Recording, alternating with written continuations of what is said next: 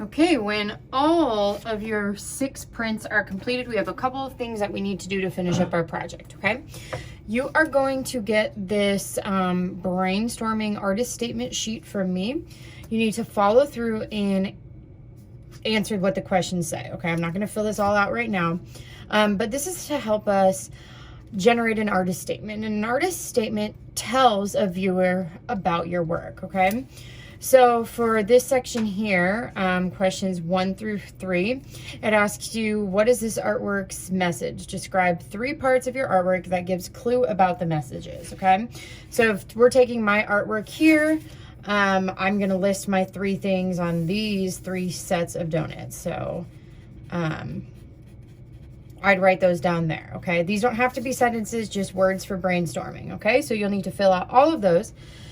Then in this section down here, you are going to help use these terms here that you've written here to help write your artist statement, okay? And an artist statement is a sentence or 2 that explains your artwork, okay?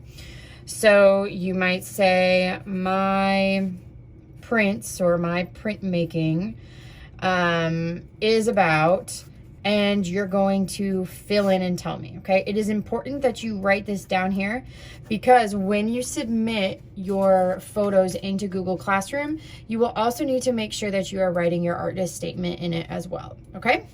So let me know if you have questions about that.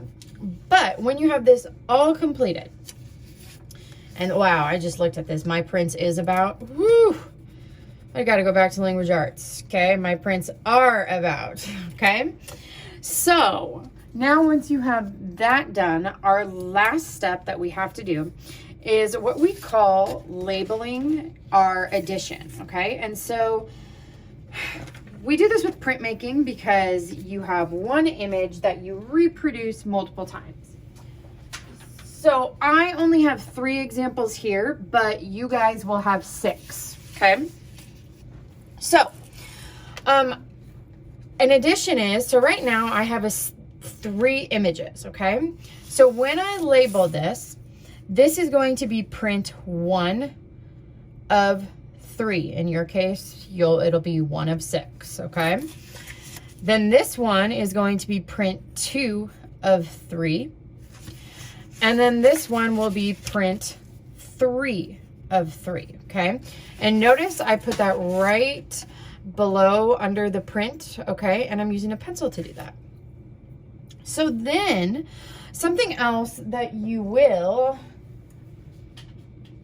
need to do on your artist statement that I will have you add in is just maybe at the top here, I want you to brainstorm a title for your artwork, okay? So my title is going to be Everybody.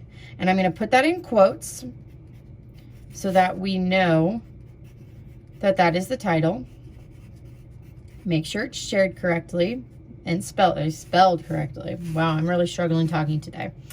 Okay, and then this part over here, you are going to sign your name, okay?